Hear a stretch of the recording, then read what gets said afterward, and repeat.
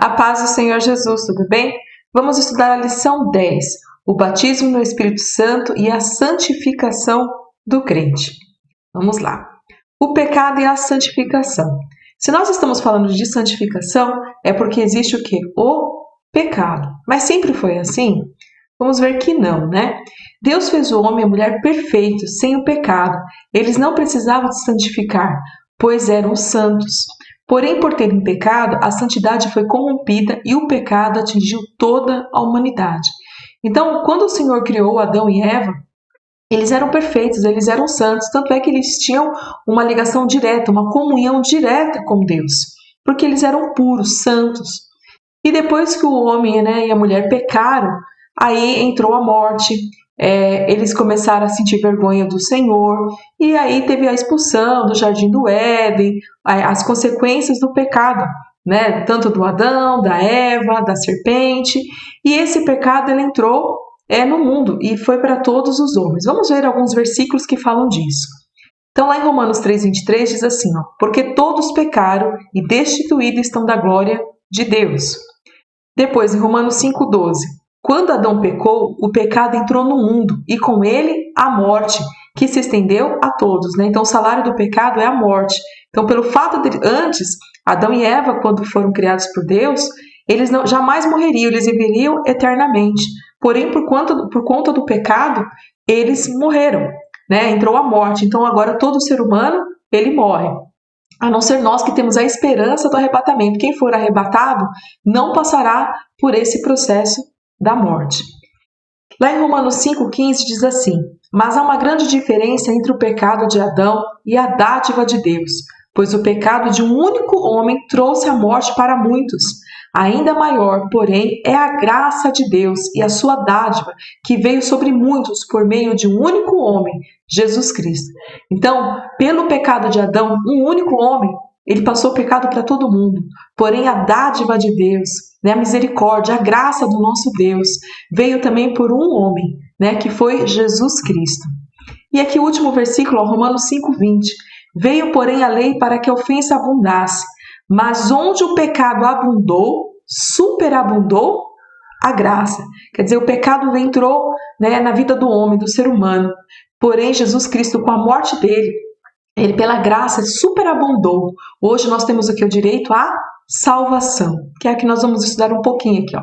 Então, a salvação. Com a morte e a ressurreição de Jesus Cristo, recebemos o direito à salvação. E este processo possui 3 aspectos que são justificação, regeneração e santificação. A nossa aula de hoje a gente vai estar focando aonde? Na santificação. Mas vamos ver um pouquinho sobre a justificação e a regeneração. O que seria isso?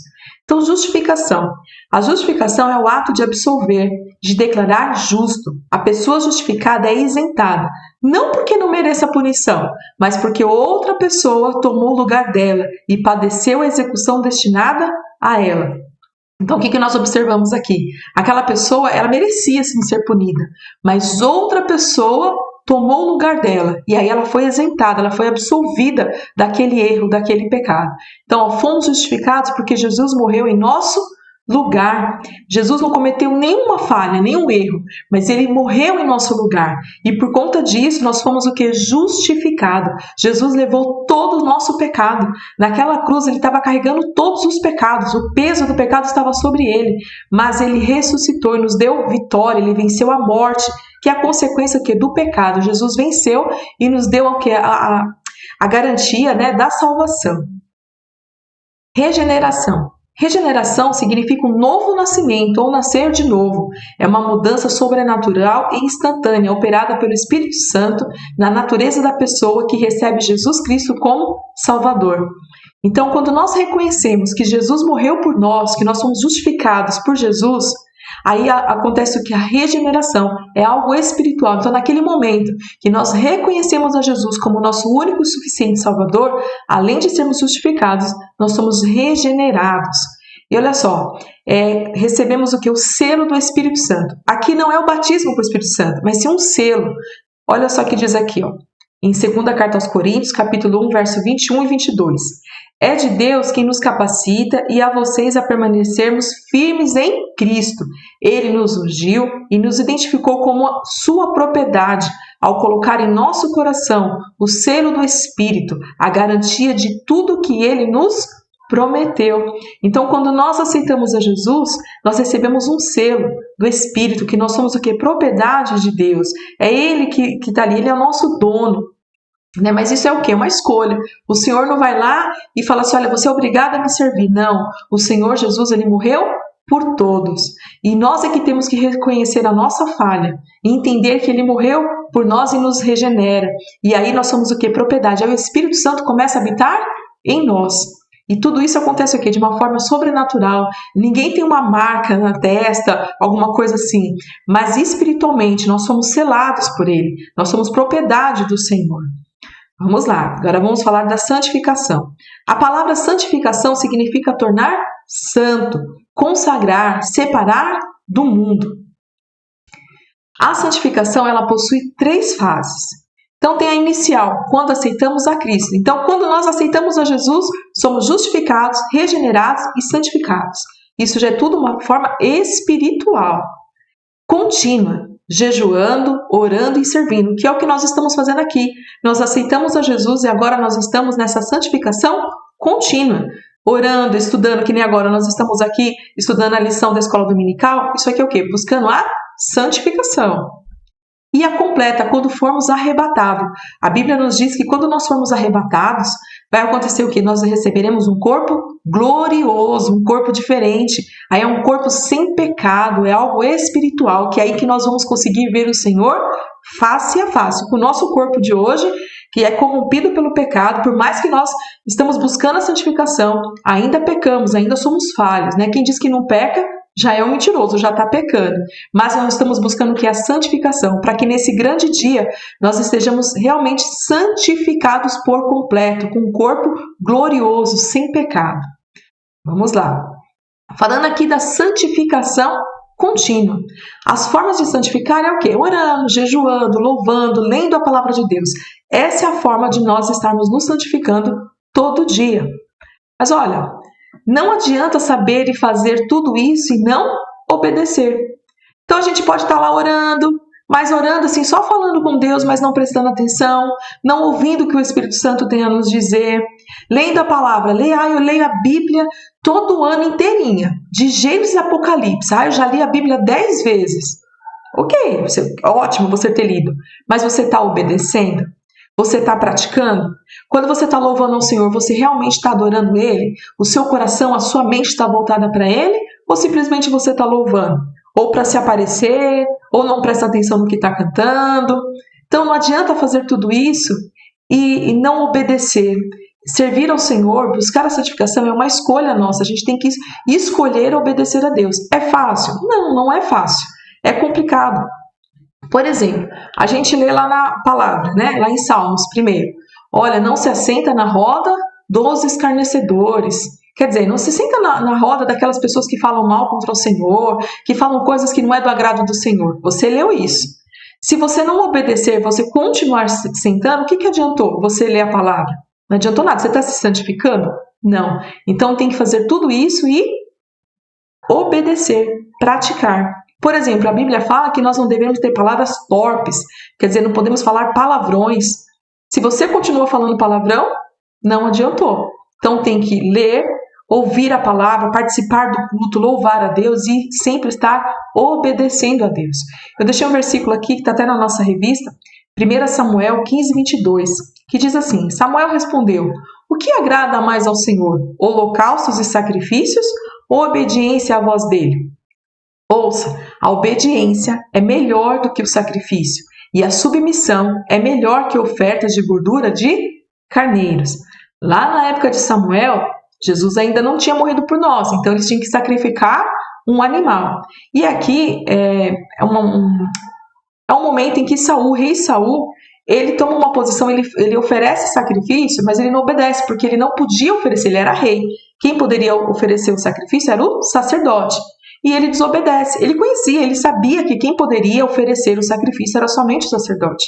E ele vai lá e oferece no local, né, no lugar do Samuel. Então, assim, não adianta conhecer e não praticar.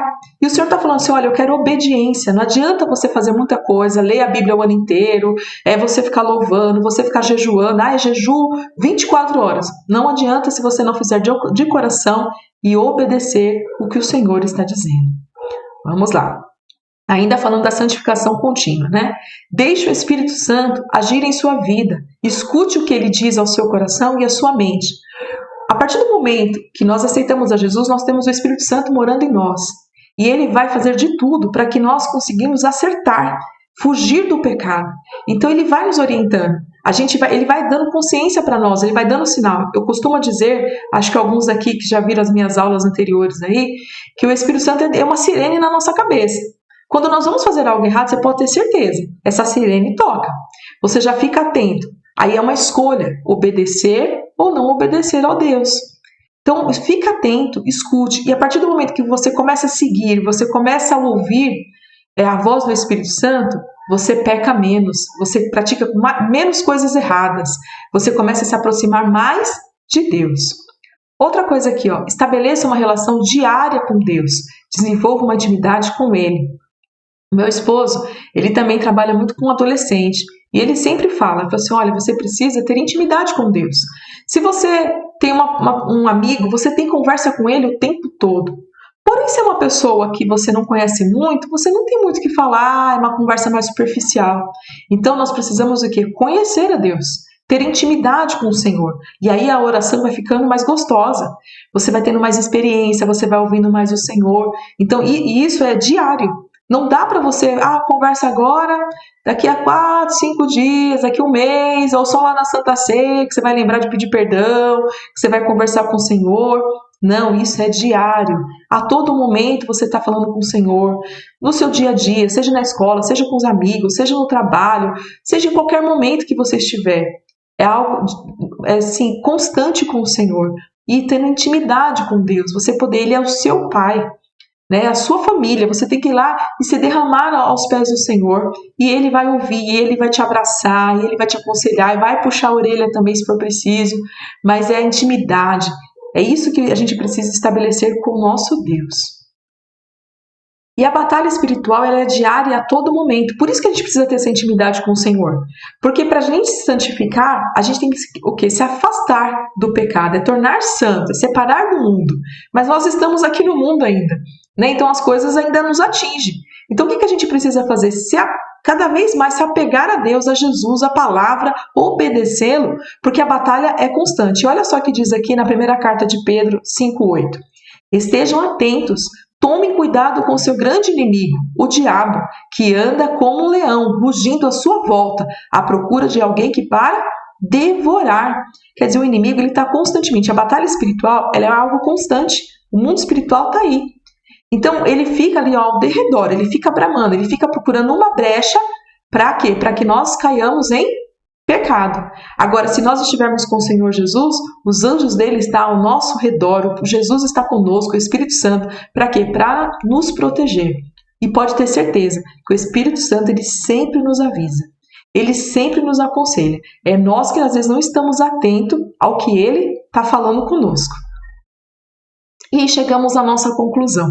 Louvamos a Deus pela nossa comunhão com Ele e só conseguimos porque Jesus morreu em nosso lugar, concedendo aí a justificação, a regeneração e a santificação.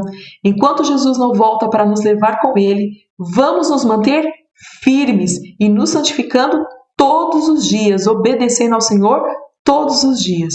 E olha só aqui em Hebreus, que diz, 12:14. Segui a paz com todos e a santificação, sem a qual ninguém verá o Senhor. Então a santificação, ela é necessária. O Senhor Jesus, ele já fez a parte dele. Ele nos justificou, ele nos regenerou e deu aquela santificação inicial. Agora é o nosso momento aqui de estar fazendo o quê? Buscando a santificação contínua. E ele é tão misericordioso que ele deixou o Espírito Santo conosco. Por isso que a gente tem que buscar também o batismo, o revestimento do poder, ouvir, orar, estar sempre ali. É o nosso papel. Agora, o Senhor ele faz o impossível. Para nós a salvação seria impossível. Por isso que ele fez por nós. Agora a santificação contínua, nós temos que fazer a nossa parte. Amém? Terminamos a nossa aula por aqui. Que Deus os abençoe e uma ótima semana.